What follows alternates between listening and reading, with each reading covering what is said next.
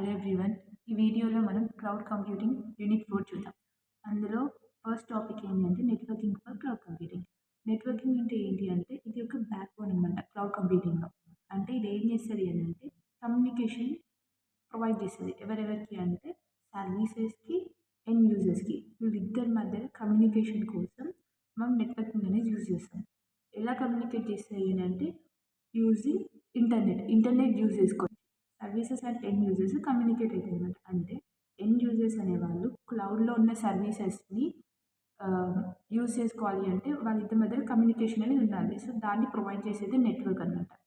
Network ఏం provide చేస్తది అంటే హై స్పీడ్, లో delay, high security, scalability and reliability.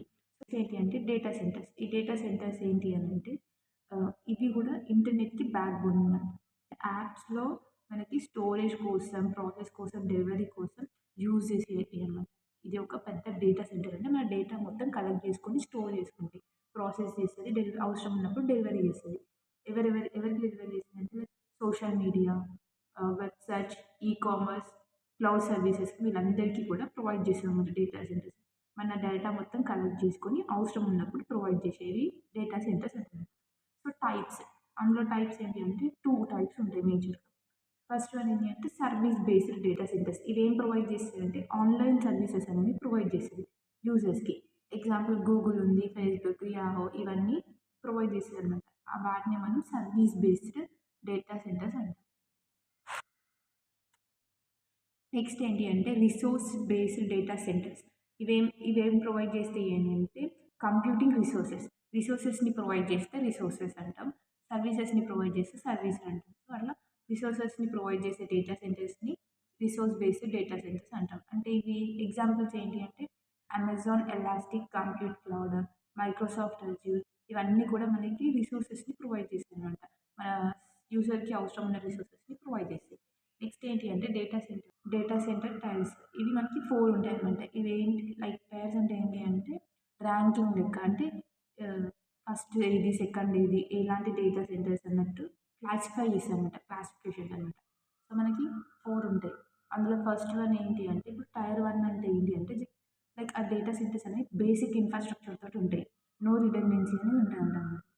ఇదేంటి అంటే 99% అప్ టైమ్ అనేది ఉంటది. సో, నెక్స్ట్ ఏంటి అంటే టైర్ 2. ఇందులో ఏంటి టైర్ 1తో పాటు సమ్ రిడెండెన్సీ అనేది ఉంటుంది. అంటే basic infrastructure plus some redundancy. Next tier 3. ఇందులో ఏంటి అంటే టైర్ 1, టైర్ 2 అంటే ఈ 2 ఉంది. Plus dual power and multiple links అనేది ఉంటుందన్నమాట. నెక్స్ట్ ఫోర్త్ వన్‌లో ఏముంటది fully fault tolerant, everything redundant. అంటే ఈ మనకి ఫోర్త్ అనేది హైయెస్ట్ లెవెల్ అనమాట. అన్నిటితో పోలిస్తే ఇది హైయెస్ట్ లెవెల్. అంటే ఒక అన్ని సర్వీసెస్‌ని ప్రొవైడ్ చేసే డేటా సెంటర్ అనమాట. ఇది మంచి data centre. Next challenges in data centre. Challenges ఏంటి అంటే హై సర్వీస్ కాస్ట్ అనేది ఎక్కువ ఉంటుంది. ఇన్‌ఫ్రాస్ట్రక్చర్ కాస్ట్ అనేది ఉంటుంది. పవర్ కన్జంప్షన్ కూడా ఎక్కువగా ఉంటుంది. నెట్వర్క్ బాటిల్‌నెక్స్ అనేవి ఉంటాయి. Need for optimisation. నెక్స్ట్ ఏంటి అంటే over view of data centre environment. అంటే ఏంటి అంటే like evaluation of data centres అనమాట. ఫస్ట్ ఏముండే, తర్వాత ఏమొచ్చినాయి. అంటే మనం డేటా సెంటర్స్‌ని ఎందుకు యూజ్ చేస్తున్నాం? వాటికన్నా ముందు ఏముంది చూద్దాం. సో, డేటా సెంటర్స్ కన్నా ముందు ఎర్లీ స్టేజ్‌లో మనం సర్వర్ రూమ్స్ అనేవి యూజ్ చేసేవాళ్ళంట. అంటే ప్రతి ఒక్క కంపెనీ అనేది సెపరేట్ రూమ్ అనేది యూజ్ చేసేది. ఎందుకు వాళ్ళ డేటాని స్టోర్ చేసుకోవడానికి, అవసరం ఉన్నప్పుడు వాడుకోవడానికి, వాటి కోసం ఒక సర్వర్ రూమ్ అనేది యూజ్ చేసుకుంటున్నారు. సో, కంపెనీస్‌కి ఒక పెద్ద పెద్ద డేటా సెంటర్స్ ఏం లేకుండే. సో, వాళ్ళు ఏంటి సర్వర్ రూమ్స్ అనేవి యూజ్ చేసేవాళ్ళు. ఎందుకు అనంటే సర్వర్ రూమ్స్‌లో అసలు ఏముంటాయి అనంటే ఇది ఒక రూమ్. ఒక ఆర్గనైజేషన్‌లో ఒక చిన్న రూమ్ అనమాట. అందులో సర్వర్స్ అనేవి ఉండేవి. Containing servers. సో, మనకి ఇక్కడ ఏంటి ఇక్కడ హార్డ్వేర్‌ని స్టోర్ చేసుకోవడానికి, బేసిక్ నెట్వర్కింగ్ డివైజెస్‌ని స్టోర్ చేసుకోవడానికి, మన ప్లాన్స్‌ని స్టోర్ చేసుకోవడానికి ఈ సర్వర్ రూమ్స్ అనేవి యూజ్ చేసుకునేవాళ్ళు. ఫాల్ట్ టాలరెన్స్ అంటే ఏంటంటే ఏదైనా ఎర్రర్ వచ్చిందా, లైక్ ఏదైనా మిస్టేక్ అయినా గానీ వాళ్ళు ఎట్లా హ్యాండిల్ చేసేవాళ్ళంటే ఒక మెయిన్ సర్వర్ రూమ్ ఉంటది. మళ్ళీ ఒక స్టాండర్డ్ బై సర్వర్ రూమ్ అనేది ఉంటది. అంటే ఒక మెయిన్ సర్వర్ రూమ్ ఉంటుంది. ఇంకొకటి ఏంటి అంటే బ్యాకప్ కోసం ఇంకొక స్టాండర్డ్ బై సర్వర్ రూమ్‌ని కూడా ఉంచుకునేవాళ్ళు. ఏదైనా ఫాల్ట్ ఏమన్నా అయితే యూజ్ చేసుకోవడానికి బ్యాకప్ కోసం. నెక్స్ట్ ఏంటి అంటే డేటా సెంటర్స్‌కి షిఫ్ట్ అయ్యారు. ఎందుకు షిఫ్ట్ అయ్యారు అంటే మనకి క్లయింట్ సర్వర్ కంప్యూటింగ్ కానీ ఇంటర్నెట్ కానీ ఇది ఎక్స్పాండ్ అయికుంటూ వచ్చినాయి అనమాట. అయితే ఇప్పుడు మనకి సర్వర్ రూమ్స్ మోడల్స్ అనేవి ఇన్సఫిషియెంట్ అయినాయి. ఎందుకు? క్లయింట్ సర్వర్ కంప్యూటింగ్, ఇంటర్నెట్ ఇవనేవి ఎక్స్పాండ్ అవుతున్న కొద్దీ సర్వర్ రూమ్స్ అనేవి సరిపోవట్లేదు. మనకి ఏంటి అంటే డేటా సెంటర్స్‌ని ఇంట్రడ్యూస్ చేసిర్రనమాట. సో, డేటా సెంటర్స్ ఎందుకు వచ్చినాయి అనంటే ఆర్గనైజేషన్స్‌కి మనకి ఎక్కువ సర్వర్స్ అనేవి కావాలి. సో, మనకి సర్వర్ రూమ్స్ అనేవి సరిపోవట్లేదు. సో, ఇంటర్నెట్ ట్రాఫిక్ కూడా ఇంక్రీజ్ అయింది. తర్వాత వెబ్‌సైట్ సర్వీసెస్ అనేవి కూడా హైలీ రియలబిలిటీ అనమాట. ఇవన్నీ కూడా ఇంక్రీజ్ అవుతున్నాయి కాబట్టి మనకి డేటా సెంటర్స్ అనేవి వచ్చినాయన్నమాట. నెక్స్ట్ ఇంకొక మెయిన్ పాయింట్ ఏంటి అంటే స్టోరేజ్ అండ్ నెట్వర్క్ డిమాండ్స్ అనేవి ర్యాపిడ్‌గా ఇంక్రీజ్ అయినాయి. ఈ 2 ఇంక్రీజ్ అవ్వడం వల్ల మనకి డేటా సెంటర్స్ అనేవి ఇంట్రడ్యూస్ అయినాయి. సర్వర్ రూమ్స్ అవన్నీ సరిపోవన్నమాట. సో, ఇంటర్నెట్ పెరుగుతున్న కొద్దీ, క్లయింట్ సర్వర్ కంప్యూటింగ్ పెరుగుతున్న కొద్దీ మనకి ఆహ్, యు సర్వర్ రూమ్స్ యూసేజ్ అనేది ఎక్కువైపోయింది. సో, అది సరిపోవు కాబట్టి డేటా సెంటర్స్‌ని ఇంట్రడ్యూస్ చేశారు. నెక్స్ట్ ఏంటి అంటే థర్డ్ స్టేజ్‌లో ఇప్పుడు డేటా సెంటర్స్ వచ్చినాయి. వాటికి మళ్ళీ ఇంకేంటంటే ఐటీ కూడా యాడ్ అయిందన్నమాట. Became the foundation of the IT. ఐటీకి ఫౌండేషన్ ఇది. సో, ఇక్కడ మనం క్లౌడ్ యూజ్ చేసుకొని కూడా డేటా సెంటర్స్‌ని చేయాలన్నమాట.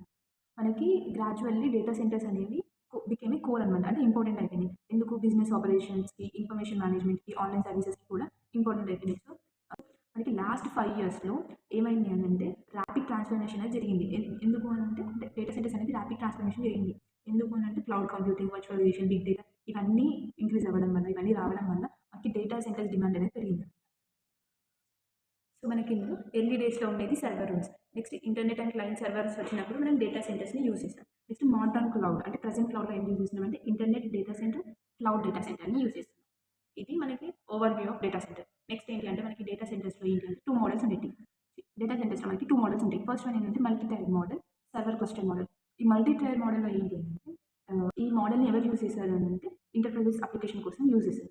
సో, ఇది ఎక్కడెక్కడ వాడతారు? ఎగ్జాంపుల్ ఏంటి అంటే ERP system, CRM systems, web సర్వీసెస్‌లో ఎక్కువగా ఈ మోడల్‌ని యూజ్ చేశారు. ఈ మోడల్‌లో మనకి 3 లేయర్స్ ఉంటాయి. Web server, application server, database server.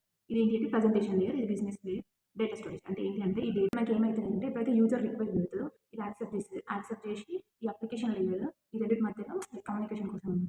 ఇదేం చేస్తది అనంటే ఇందులో నుంచి డేటాని తీసుకొని యూజర్‌కి మళ్ళీ పంపిస్తది.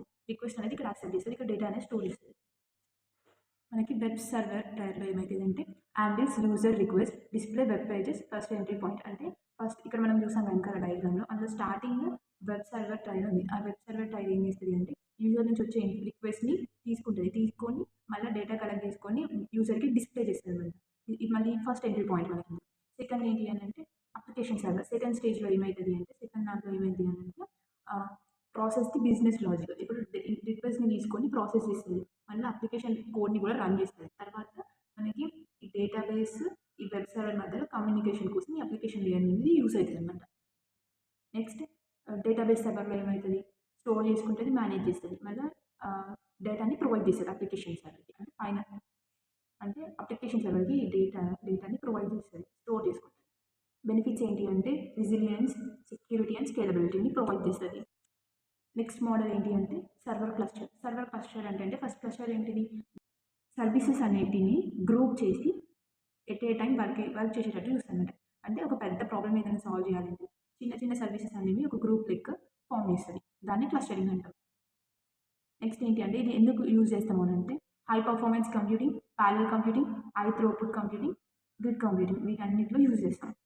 ఇవన్నీ ఆల్రెడీ మనం ఫస్ట్ యూనిట్‌లో చూసాం. సో, వాటి కోసం ఇది యూజ్ చేస్తారు సర్వర్ క్లస్టర్ అనేది. సో, నెక్స్ట్ ఏంటి? Example weather forecasting, scientific simulation, financial modelling, rendering మూవీస్‌లో యూజ్ చేస్తారనమాట. ఏంటిది? Server cluster model. నెక్స్ట్ ఏంటి అంటే transport layer issues in data centers network. Issues in data centers network. ఇక్కడ ఏంది అనంటే మనకి ఇంటర్నెట్‌లో గానీ, డేటా సెంటర్స్‌లో గానీ మనం ఎక్కువ యూజ్ చేసే ప్రోటోకాల్ ఏది అంటే ట్రాన్స్‌పోర్ట్ ప్రోటోకాల్. ఈ ట్రాన్స్‌పోర్ట్ ప్రోటోకాల్ ఏంటి అనంటే స్ట్రాంగ్ కన్వెన్షన్ అనేది ఉంటదనమాట. అది స్కేలబిలిటీ కూడా ఎక్కువుంటది. సో, బట్ ఇవన్నీ ఉన్నా గానీ ఇదేంటి అంటే మనకి ఫెయిల్ అయిందనమాట. ఎందుకు ఫెయిల్ అయిందంటే ఈ మూడిటిని పెర్ఫార్మ్ చేయలేదనమాట. హై బర్స్ట్ టాలరెన్స్‌ని, లో లేటెన్సీ అండ్ హై థ్రోపుట్‌ని ఈ మూడిటిని కూడా ఇది మీట్ చేయడానికి ఫెయిల్ అయింది. ఇవనేవి ప్రొవైడ్ చేయదనమాట ఇది. సో, ఈ ట్రాన్స్‌పోర్ట్ లేయర్‌లో మనకొచ్చే ఇష్యూస్ ఏంటి అంటే వాటిని ప్రొవైడ్ చేయకపోవడం వల్ల మనకి మెయిన్‌గా 5 ఇష్యూస్ వస్తాయన్నమాట. ఫస్ట్ ఏంటి అంటే టీసీపీ ఇన్‌కాస్ట్. టీసీపీ ఇన్‌కాస్ట్ ఏంటి అనంటే మెనీ టు వన్ కమ్యూనికేషన్ ఉండడం వల్ల మనకి సర్వర్ థ్రోపుట్ అనేది డ్రాప్ అయితది. అంటే ఇప్పుడు మెనీ అంటే ఏంటి? చాలా రిక్వెస్ట్ ఒక్క సర్వర్ ఇలాంటి టైంలో మనకి ఏమైతుందంటే అన్ని రిక్వెస్ట్లు ఒకటేసారి వస్తాయి. ఒకటేసారి రావడం వల్ల లైక్ ట్రాఫిక్ అనేది ఎక్కువైపోతది. ఈ ట్రాఫిక్ ఎక్కువైపోయినప్పుడు మనకి మేబీ కొన్ని మిస్ అయ్యే ఛాన్స్ ఉందన్నమాట. కొన్ని రిక్వెస్ట్ అనేవి మిస్ అయితాయి. దాన్ని మనం త్రూపుట్ డ్రాప్ అంటాం. సో, ఇలాంటి ఇష్యూస్‌ని మనం టీసీపీ ఇన్‌కాస్ట్ అంటాం. నెక్స్ట్ ఏంటి అంటే ఎందుకొస్తది అనంటే చాలా రిక్వెస్ట్‌ని ఒకేసారి వర్కర్ నోడ్స్‌కి పంపియడం వల్ల. నెక్స్ట్ ఆల్ వర్కర్స్ అనేవాళ్ళు ఏం చేస్తారంటే reply at the same time అందరూ కూడా ఒకేసారి ఆ రిక్వెస్ట్‌ని చూడడం వల్ల వస్తది. త్రూపుట్ అనేది కొలాప్స్ అయితదనమాట. సో, ఇక్కడ ఏంటి అంటే లాస్ ట్రిగ్గర్స్ అనేది లాస్ అవుతుంది. అంటే ఇదేంటి రీట్రాన్స్మిటెడ్ టైమ్ అవుట్ అనేది అయిపోతుంది అనమాట. డిలే అవుతుంది. లేట్ అవ్వడం వల్ల మనకి ఇది త్రూపుట్ డ్రాప్ అనేది అవుతుంది.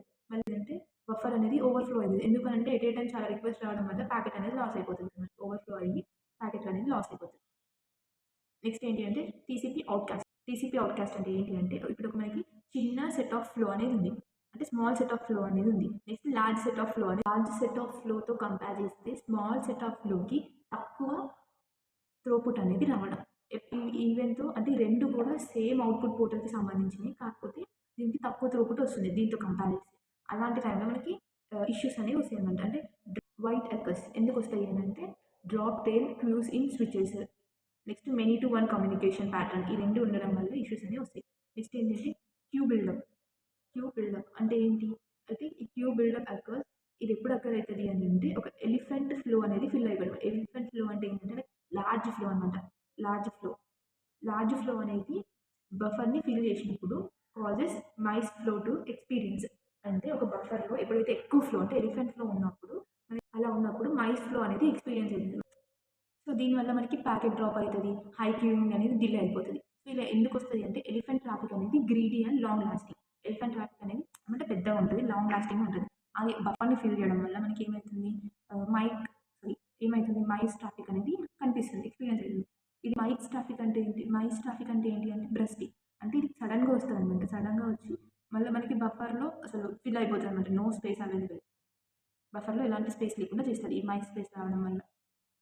Next buffer pressure.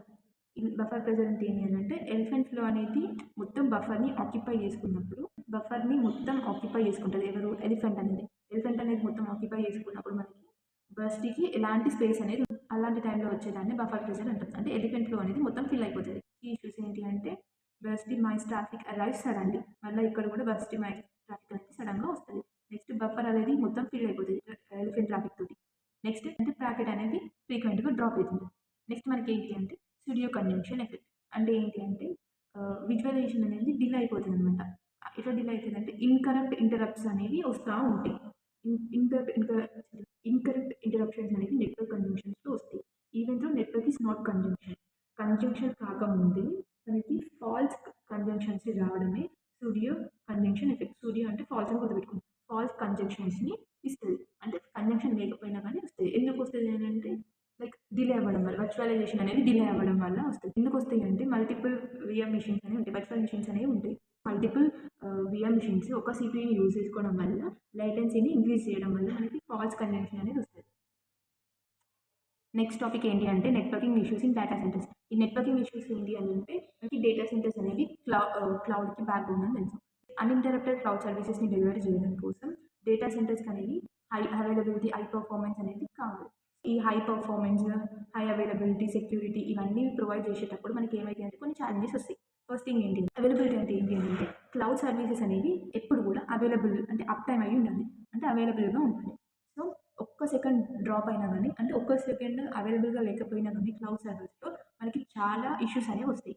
So, first thing ఏంటి అనంటే కస్టమర్ ట్రస్ట్ అనేది లాస్ అయ్యేది. అంటే ఒక సర్వర్‌ని మనం చాలా కస్టమర్స్ యూజ్ చేసుకున్నప్పుడు ఆ సర్వర్ కొన్ని టైంలో అవైలబుల్‌గా లేదు. అంటే యూజర్‌కి అవసరం ఉన్నప్పుడు అవైలబుల్‌గా లేనప్పుడు కస్టమర్ ట్రస్ట్ అనేది ఆ సర్వర్ లాస్ అయితది. నెక్స్ట్ ఏంటి అనంటే సర్వర్ లెవెల్ అగ్రీమెంట్ అనేది వయోలేషన్స్‌లో వస్తది. తర్వాత ఫైనాన్షియల్ లాస్ అనేది వస్తది.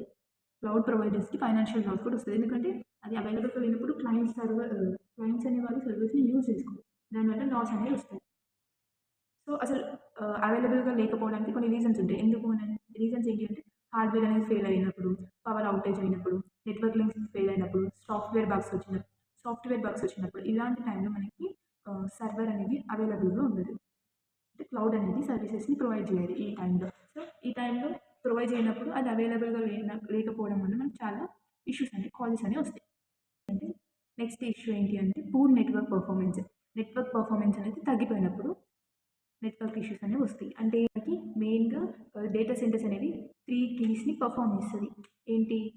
ఫస్ట్ ఏంటి? High burst tolerance. High burst tolerance అంటే ఏంటి అంటే sudden burst of traffic must be handle smoothly. అంటే చాలా ట్రాఫిక్‌ని హ్యాండిల్ చేయాలి. హ్యాండిల్ చేసే కెపాసిటీ ట్రాఫిక్‌ని కూడా హ్యాండిల్ చేసే టాలరెన్సే ఉండాలన్నమాట దీనికి. అంటే లో లేటెన్సీ. లో లేటెన్సీ అంటే ఏంటి అంటే ఫాస్ట్ రెస్పాన్స్‌ని ప్రొవైడ్ చేయాలి. లేట్ అవ్వకుండా చేయాలి. మైక్రో సెకండ్స్‌లో రెస్పాన్స్‌ని ప్రొవైడ్ చేయాలి. Next high throughput. High throughput అంటే ఏంటి అనంటే మనకి డేటా ట్రాన్స్‌ఫర్ అనేది లార్జ్ రేంజ్‌లో ఉండాలి. అంటే నెట్వర్క్ ఎట్లా కనెక్ట్ అయ్యి ఉండాలి అంటే లార్జ్ బ్యాండ్‌విడ్త్‌తో కనెక్ట్ అయ్యి ఉండాలి. అంటే ఆహ్, ఎక్కడికైనా లార్జ్ డేటా ట్రాన్స్‌ఫర్ అనేది ఇంపార్టెంట్. ఏంటంటే security. Security is a major concern for TCNs. Hold sensitive customer data. ఎందుకు అనంటే ఇప్పుడు ఈ టీసీఎన్స్‌లో అంటే డేటా సెంటర్ నెట్వర్క్స్‌లో మనం ఏం చేస్తాం? సెన్సిటివ్ డేటా కస్టమర్ యొక్క డేటాని స్టోర్ చేసుకుంటాం. ఈ స్టోర్ చేసుకోవడం వల్ల మనకి సెక్యూరిటీ అనేది చాలా ఇంపార్టెంట్. ఇష్యూస్ ఏమొస్తాయని ఎప్పుడైతే సర్వర్స్ కానీ, స్టోరేజ్ కానీ యూజర్స్ మధ్యలో డేటాని ట్రాన్స్మిట్ చేస్తామో అంటే ట్రాన్స్‌ఫర్ చేస్తామో అప్పుడు మనం ప్రొటెక్ట్ చేయాలన్నమాట. Next data security at rest. Data అనేది సర్వీసెస్‌లో స్టోర్ చేసుకుంటాం. డిస్క్‌లలో స్టోర్ చేసుకుంటాం. ఆ టైంలో కూడా డేటాని ఎన్క్రిప్ట్ చేసి ప్రొటెక్ట్ చేసి ఉంచాలి. దాన్ని డేటా స్టోరేజ్ అట్ రెస్ట్ అంటాం. అంటే స్టోర్ చేసుకునే టైంలో రెస్ట్‌లో ఉండే టైం అంటే స్టోర్ చేసుకోవడం. స్టోర్ చేసుకునేటప్పుడు డేటాని కూడా ప్రొటెక్ట్ చేసి ఉంచాలి. నెక్స్ట్ యాక్సిడెంటల్ డేటా లాస్ అనేది పవర్ ఔటేజ్ ఉన్నప్పుడు అంటే ఏవైనా పవర్ కట్స్ ఉన్నప్పుడు, బ్యాకప్ ఫెయిల్యూర్ అయినప్పుడు, హ్యూమన్ ఎర్రర్ ఏమైనా ఉన్నప్పుడు మనకి డేటా లాస్ అనేది జరుగుతుంది. నెక్స్ట్ ఏంటి అంటే ఇన్సైడర్ అటాక్. ఇన్సైడర్ అటాక్స్ అంటే ఏంటి? మన డేటాని ఎవరైనా థర్డ్ పర్సన్ వచ్చి హ్యాక్ చేయడం అనమాట. అటాక్ చేయడం అంటే హ్యాకింగ్ లెక్క. సో ఇది మాలిషియస్ ఎంప్లాయీస్ ఉండడం. అంటే వేరే ఎంప్లాయీ వచ్చి హ్యాక్ చేయడం. అన్‌ఆథరైజ్డ్ పర్సన్ ఏం చేస్తాడంటే యాక్సెస్ చేసుకుంటాడు. మన నెట్వర్క్ ఎక్విప్‌మెంట్‌ని గానీ, డేటా ఫ్లోర్‌ని గానీ, డేటా సెంటర్ ఫ్లోర్స్‌ని కానీ యాక్సెస్ చేసుకొని డేటాని తీసుకుంటాడు. అంటే హ్యాక్ చేస్తాడు.